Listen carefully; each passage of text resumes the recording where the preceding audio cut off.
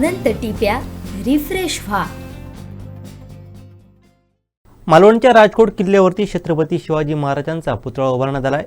त्याची प्रतिकृती तयार करण्याचं काम मालवणच्या शिल्पकार जयदीप आपटे या सुपुत्रांनी केलं आहे. मी खूप नशिबान असल्याची भावना त्यांनी यावेळी व्यक्त केली.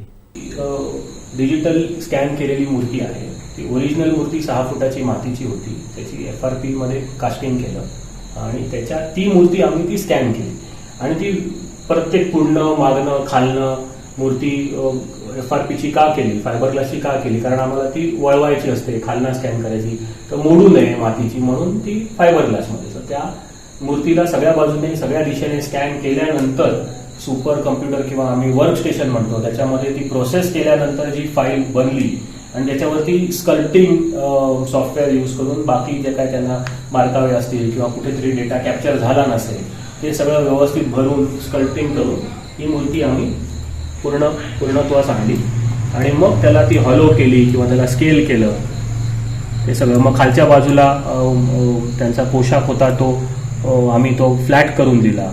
ह्या सगळ्या गोष्टी आम्ही डिजिटली केल्या आणि ओरिजिनल मूर्ती तर सुंदर होतीच, त्याला बाकी जे काय गोष्टी आम्हाला स्ट्रक्चरली ज्या काय पाहिजे होत्या त्या आम्ही त्यांना करून दिल्या आणि मग ती 3D प्रिंटिंगसाठी पुढच्या प्रोसेसेससाठी त्यांच्या स्वाधीन केली. म्हणजे ओरिजिनली जी मूर्ती होती ती मातीची 5 फुटाची होती, 5-6 फुटाची होती आणि मग त्याने ती FRP मध्ये फायबर ग्लासमध्ये ती कन्वर्ट केली आणि त्याच्यानंतर आमचा रोल आला, आम्हाला बोलवण्यात आलं. तोपर्यंत आमचा तसा काय त्याचा हे नव्हतं की बाबा ही डिजिटली स्कॅन करायची आहे, इंडस्ट्रियल ग्रेड स्कॅनर वापरून ती स्कॅन करायची आहे, त्याचा क्लोन बनवायचा आहे आणि मग त्याला स्केल करायचं आहे आणि मग स्केल करायच्या आधी त्याला जे काय आपल्याला भराव करायचा असेल, अजून काय चेंजेस करायचे ते स्कल्पटिंग करायचं. ते स्कल्पटिंग केल्यानंतर आम्ही ती स्केल केली आणि स्केल केल्यानंतर अशी थॉट प्रोसेस होती की आपण कधी न केलेलं 3D प्रिंटिंगची टेक्नॉलॉजी सुद्धा वापर करूया. म्हणजे डिजिटल स्कॅनिंग किंवा 3D स्कॅनिंग तर करूयाच, पण त्याच्या पुढची अजून एक पायरी करूया की ते 3D प्रिंट करूया. 3D प्रिंटिंग करणारी कंपनी वेगळी होती, पण त्यांना 3D प्रिंटसाठी तो जो 3D मॉडेल आपण म्हणतो, जो मेश डेटा म्हणतो की HTL फाईल हा फाईल फॉर्मॅट आहे, तो 3D प्रिंटसाठी रेडी. म्हणजे तेव्हा त्यांच्या त्या सॉफ्टवेअरमध्ये 3D प्रिंटिंगच्या टाकल्यानंतर एरर्स न येणं ही खातिरदारी घेऊन ती फाईल त्यांच्याकडे त्यांना हवी तशी, त्यांना वॉल थिकनेस अमुक पाहिजे ती करून देऊन हॉलो करून देणं हा रोल आमचा होता. आणि त्याच्या पुढे म्हणजे ही पूर्ण प्रक्रियेला आम्हाला म्हणजे तिकडे जाऊन स्कॅन करणं मूर्ती, मग त्याच्यावरती पॉवर आम्ही त्याला हे म्हणतो वर्क स्टेशन म्हणतो, म्हणजे त्याला जास्त पॉवरफुल कम्प्युटर्स असतात त्याच्यावरती आम्ही ती प्रोसेस केली आणि मग बाकी ज्या काय त्या जयदीपजींचे जे काही इनपुट्स होते किंवा अजून कोणाचे काही इनपुट असं पाहिजे तसं पाहिजे ते सगळं आम्ही त्यांना दिलं आणि 3D प्रिंटिंग रेडीसाठी ती फाईल ही CAD फाईल म्हणतो किंवा HTL फाईल म्हणतो ती त्यांना देण्यात आली आणि मग त्याची पुढची प्रोसेस ही 3D प्रिंटिंग म्हणा, कास्टिंग म्हणा, अजून काय म्हणा तिकडे वेल्डिंगमध्ये ते सगळं मग त्यांनी त्याप्रमाणे केलं. पण जे काय त्यांना गरज पडली की बाबा अमुक असं पाहिजे तर ते सगळं आम्ही डिजिटली त्यांना करून दिलं. ओरिजिनलला एक्झॅक्टली हे फक्त मोठी साईज असं.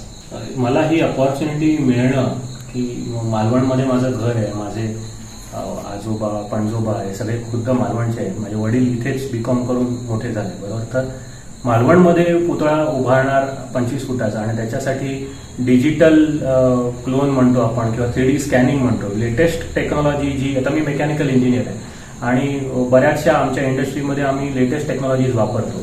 तर ही स्कल्पटिंग इंडस्ट्रीमध्ये हल्ली 3D स्कॅनिंग खूप यायला लागले, म्हणजे लोकांना कळायला लागले आणि ह्या टेक्नॉलॉजीचा वापर करून आपण सिंधुदुर्गामध्ये किंवा मालवणामध्ये आपण महाराजांचा एवढा मोठा पुतळा उभारताना माझा एक छोटासा खारीचा वाटा की एक टेक्नॉलॉजीचं कॉन्ट्रीब्युशन डिजिटल क्लोन म्हणतो किंवा ते स्केल करून देणं हे मला अपॉर्च्युनिटी मिळाली, हे मला म्हणजे खूप मोठं नशीब आहे. आणि I would want to thank everybody, म्हणजे ज्यांनी माझी मदत केली, म्हणजे जयदीपजी पुन्हा नेव्हल बेस म्हणा, माझा डायरेक्ट त्यांच्याशी असा काही संवाद नव्हता, पण ही अपॉर्च्युनिटी मिळणंच हे माझ्यासाठी खूप मोठं होतं. म्हणजे आत्ता पण मी त्याचा विचार केला की घरी येऊन आम्ही ते कसं करायचं, काय करायचं, ते विचार आला तरी अंगावरती शहारा येतो, काटा येतो, इतकं मस्त वाटतं.